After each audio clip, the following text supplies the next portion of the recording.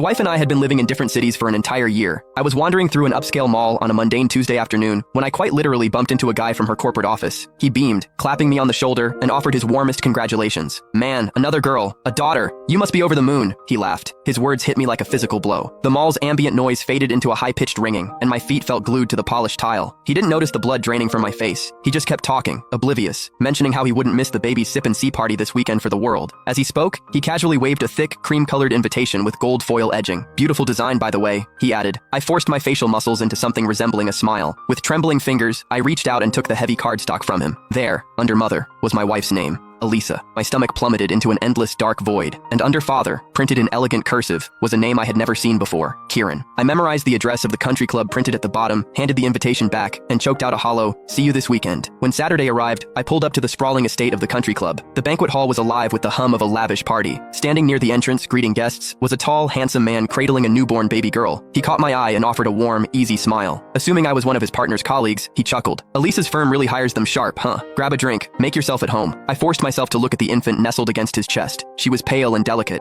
Around the eyes, there was an unmistakable echo of Elisa. "Where is Elisa?" I asked, my voice flat. She wasn't in the room, but out of the corner of my eye, I spotted several older faces I recognized, relatives from Elisa's side of the family. "Elisa just ran to pick up my in-laws," Kieran said easily. "She'll be back any minute." Just 2 days ago, my mother-in-law and father-in-law had told me they booked a 2-week senior cruise to Alaska. I had been worried their retirement fund wouldn't stretch far enough to let them actually enjoy the excursions, so I had transferred them an extra $1,000, telling them it was their vacation fund. For the last 7 years, I had treated them like my own flesh and blood. To my face, and supposedly behind my back, they constantly praised me. Such a devoted son-in-law, they'd say. A rare find. Now I realized they were treating me like the same gullible fool Elisa took me for. Kieran led me over to a cluster of Elisa's co-workers. The moment we approached, a middle-aged woman sighed wistfully. "I'm so jealous of Elisa. Not only is her husband gorgeous, but this baby is an absolute angel." The group chimed in, a chorus of validation. "Kieran, you really made the right bet. When you quit your job to be a stay-at-home dad, I was a little worried for you. It's been, what, 6 years? And you and Elisa are just as obsessed with each other as day one. Now you have this beautiful little proof of it. So happy for you." I had been married to Elisa for 7 years. She had been having an affair with Kieran for over 6. For 7 years, I believed we had the perfect modern marriage. She never lost her temper with me. She told me her take-home pay was around $3,000 a month, and she kept only a small allowance for her coffees and lunches, transferring the rest to our joint account. Every year, she insisted on putting her annual bonus into treasury bonds and mutual funds for our family's future. I had built up quite a nest egg for us, or so I thought. A year ago, she sat me down and pitched a relocation. A corporate assignment in Chicago, she said, that would bump her salary significantly. I agreed. "Elisa is a powerhouse," another coworker was gushing. "Top sales rep every year. Her base salary alone is crazy, and she's pulling in commissions hand over fist. Makes a killing and still treats her husband like a king. Women like that are 1 in a million." The salary she had been transferring to our joint account, that was just her base pay. All